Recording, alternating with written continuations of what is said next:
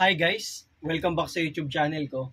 So for today, magsasagot tayo ng isang math problem coming from the September 2018 Electrical Engineering Boards, and this came from Engineering Mathematics Vectors. Pero before that, shoutout muna dun sa lahat ng mga graduating na electrical engineering students ng PUP Manila. I was there yesterday and maraming salamat for the warm welcome, and I hope you all the best, and I hope maging engineers na po kayo by April 2025. God bless you all mga Lodi. So, ang problem natin is find the work done in moving an object along a vector A equals 3i plus 4j if the force applied is B is equal to 2i plus j.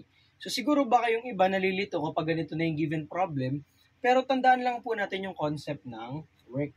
So, the work done is equal to the dot product of the force applied, okay, and the displacement R. Okay. So, ano po ba yung displacement dyan, Sir IJ? So, yung displacement dito, yung vector natin mismo.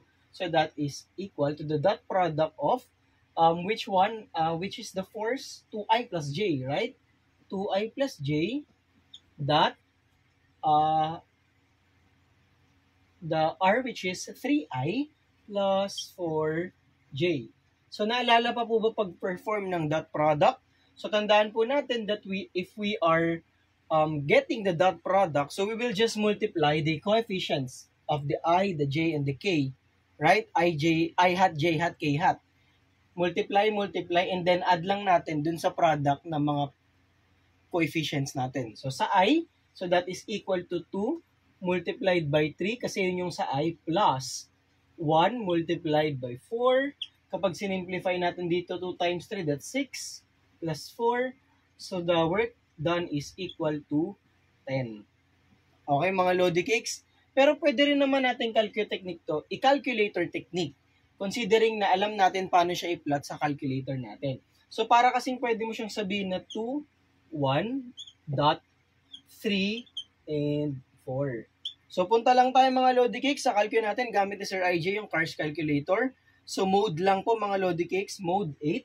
So, that is mode 8 which is 4 vectors. Okay?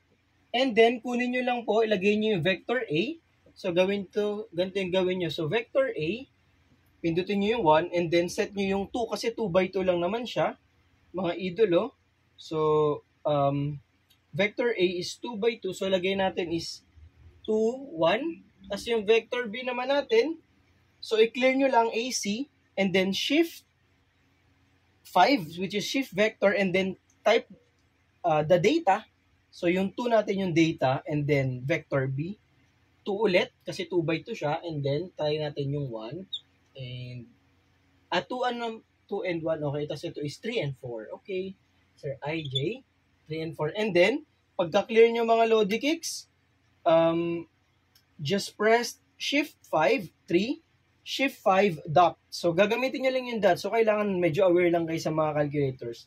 Pero, madali na rin naman to kung na-explore nyo na yung mga calculators nyo. So, dot vector B, so that is equal to, ayun, 10, mga Lodi Cakes, equals 10.